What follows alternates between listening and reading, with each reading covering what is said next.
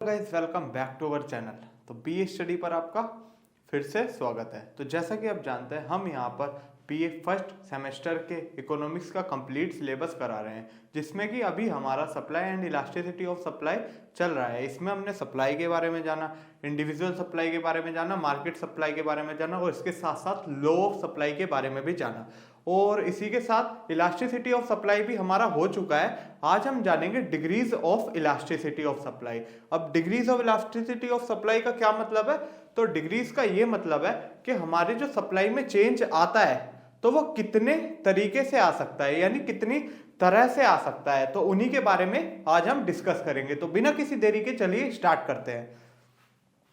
तो degree of elasticity of supply यानी कि जो हमारे प्राइस के बदलने से हमारी सप्लाई भी बदल जाती है, तो वो कितनी तरीके से बदल सकती है। या तो वो जीरो हो सकती है या फिर इन्फिनिटी हो सकती है, ये जीरो से ज्यादा, ये जीरो से कम तो नहीं हो सकती। अगर आपको बताऊं तो देखो, इलास्टिसिटी का मतलब हमने पहले भी डिस्कस किया था कि किसी चीज को खींचना, तो वो खींचेगा तो वो नेगेटिव में तो कभी जा नहीं सकता, हमेशा पॉजिटिव ही रहेगा। खींचोगे तो कुछ ना कुछ वैल्यू तो खींचेगी उसकी, ऐसा तो नहीं होगा वो कॉन्ट्रैक्ट हो जाएगा यानी और अंदर ही जुड़ जाएगा। तो हमेशा खींचेगा तो वो कुछ पॉजिटिव ही उसका न्यूमेरिक वैल्यू रहेगी, तो इसलिए हमेशा जीरो से ज्यादा होगा। सबसे पहले एक चीज क्लियर हुई, ठीक है। अब देखते हैं इसको कितने तरीके से हो सकते हैं। तो ये 5 तरीकों से हो सकती है। 5 तरीके से इनका अलग अलग नाम दे रखा है, जैसे कि perfectly elastic, perfectly inelastic, elastic और यूनिटरी इलास्टिक और इनइलास्टिक। तो एक एक करके डिस्कस करते हैं। तो सबसे पहले हमारा आता है जब हमारी इलास्टिसिटी ऑफ सप्लाई जीरो होती है, यानी उसको क्या बोलते हैं, परफेक्टली इनइलास्टिक, सॉरी। तो इसमें क्या होता है हमारा, इसमें जो हमारे सप्लाई कर्व होता है, अब जो सप्लाई शेड्यूल होता है उसी का जब हम उसको कर्व पे ड्रॉ कर देते हैं वही सप्लाई कर्व बन जाता है। हमने पहले भी डिस्कस कर चुके हैं। तो इसमें हमारा जो सप्लाई कर्व होता है वो वर्टिकल होता है, जैसे कि आपको ये दिख रहा। इसमें क्या होता है, जब हमारी परफेक्टली इनइलास्टिक होती है तो इसमें क्या कि हमारी जो सप्लाई है उसमें बिल्कुल भी चेंज नहीं आता, लेकिन किसके चेंज होने से, यानी कि प्राइस के चेंज होने से सप्लाई में बिल्कुल भी चेंज नहीं आएगा। उसी को बोलते हैं हम परफेक्टली इनइलास्टिक। देखो इनइलास्टिक का मतलब से क्या समझ नहीं आ रहा, इनइलास्टिक मतलब चेंज आ ही नहीं रहा। वो अगर परफेक्टली लगा ले तो बिल्कुल भी नहीं हुआ ना, बिल्कुल एकदम क्लियर। इसमें क्या इलास्टिसिटी जीरो, यानी चेंज बिल्कुल भी नहीं आ रहा, जीरो है एकदम। देखो यहाँ पर क्या हो रहा है, प्राइस देखो डिफरेंट प्राइस पे, यहाँ पर 10, 20, यहाँ 30, यहाँ पर क्या हो रहा है, देखो ये प्राइस बढ़े जा रहा है या कम हो रहा है। अब यहाँ पर मान लेते हैं ये है, अब चाहे इसके कम होने पर भी हमारी जो है सप्लाई इतनी रहेगी और इसके बढ़ने पर भी इतनी रहेगी। तो यानी कि इसकी सप्लाई में इसमें बिल्कुल भी चेंज नहीं आ रहा, तो इसी को बोलते हैं परफेक्टली इनइलास्टिक। समझ आया? अब देखते हैं जब परफेक्टली इलास्टिक होती है तो क्या होता है। अब आप खुद ही समझ जाइए, जब इनइलास्टिक में क्या हो रहा था, बिल्कुल भी चेंज नहीं आ रहा था। अब इसमें क्या होगा, बिल्कुल चेंज आ जाएगा, लेकिन प्राइस में बिल्कुल भी चेंज नहीं आएगा। अब समझ नहीं आया अच्छे से, है ना? तो एक बार इसको कर्व से समझते हैं। इसका कर्व है ये रहा, परफेक्टली इलास्टिक।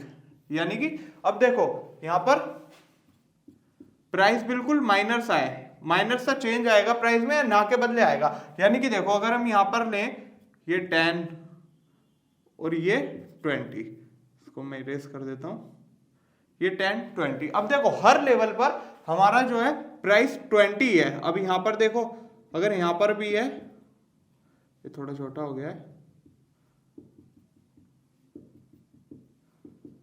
देखो जो हमारी सप्लाई है, अब यहाँ पर ये क्वांटिटी सप्लाइड है, अब यहाँ पर सप्लाई देखो प्राइस में बिल्कुल भी चेंज नहीं आ रहा, यानी प्राइस में चेंज आने के बावजूद सप्लाई में बहुत ज्यादा चेंज आ जाना, इसी को बोलते हैं परफेक्टली इलास्टिक। यानी कि देखो प्राइस बिल्कुल सेम है, कांस्टेंट है, ये हल्का सा प्राइस में चेंज आ जाता है, बिल्कुल माइनर। अब माइनर कैसे, जैसे कि हमारे प्राइस 30 था, अब ये चेंज होकर कितना हो गया है 30.0001। अब देखो ये बिल्कुल माइनर सा चेंज है, ये कोई हम डिनोट कर सकते हैं। तो इसलिए क्या होगा कि हमारा जो है प्राइस में बिल्कुल भी चेंज नहीं आता, लेकिन प्राइस में चेंज आने के बावजूद सप्लाई में बहुत ज्यादा चेंज आ जाता है, तो इसी को बोलते हैं हम परफेक्टली इलास्टिक। समझ आया? तो ये होता है हमारा परफेक्टली इलास्टिक, और इसको हम बोलते हैं इलास्टिसिटी इंफिनिटी। यानी कि इलास्टिसिटी इंफिनिटी का मतलब क्या है कि वो परफेक्टली इलास्टिक होगी, यानी कि प्राइस में बिल्कुल माइनर से चेंज आएगा या बिल्कुल ना के बराबर चेंज आने से सप्लाई में बहुत ज्यादा चेंज आना, इसी को बोलते हैं परफेक्टली इलास्टिक। अब उसके बाद क्या शुरू होता है, उसके बाद जब हमारा इलास्टिसिटी 1 से ज्यादा होता है तब क्या होता है, तो जब 1 से ज्यादा होता है तो उसको हम बोलते हैं इलास्टिक। अब इसका कर्व कैसे बनता है, देखो supply curve passes through price axis. अब यहाँ पर प्राइस का है, प्राइस वाली लाइन ये होती है, तो इसका जो कर्व है प्राइस वाली लाइन से होकर जाता है। देखो ये रहा, ये हमारा कर्व है, ये हमारा प्राइस हमारा और ये क्वांटिटी सप्लाई। तो प्राइस वाली लाइन से ये वर्टिकल ऊपर की तरफ उठते हुए जाता है, ऐसे इसका कर्व ड्रॉ होता है। लेकिन इसमें होता क्या, तो इसमें क्या होता है कि 1 से ज्यादा है, यानी कि प्राइस में कम चेंज आता है और सप्लाई में ज्यादा चेंज आता है। कैसे, अब इसमें यह होता है, यानी कि अगर मान लें प्राइस में 10% का चेंज आया है तो सप्लाई में क्या होगा, 10 से ज्यादा % का चेंज आएगा, यानी कि 30% का चेंज आ गया। इसमें प्राइस में इतने का आया तो सप्लाई में 30% का चेंज आ गया। इसका मतलब क्या कि प्राइस में कम चेंज आता है और सप्लाई में ज्यादा चेंज। अगर हम इसको इजी वर्ड में बोले तो प्राइस के कम चेंज होने से सप्लाई का ज्यादा चेंज होना ही हमारा इलास्टिसिटी ऑफ सप्लाई इलास्टिक होता है। समझ में आया कि प्राइस के कम चेंज होने से सप्लाई में ज्यादा चेंज आना, उसी को बोलते हैं हम इलास्टिक। समझ आया, ये चीज क्लियर हुई, इलास्टिक किसे बोलते हैं। अगर आपको इसके न्यूमेरिकल भी करना है तो आप कमेंट कर दीजिएगा, इसकी न्यूमेरिकल की अलग से वीडियो बना देंगे। समझ आया। अब क्या होता है, अब हमने इलास्टिक भी कर लिया, अब आती है हमारी इनइलास्टिक।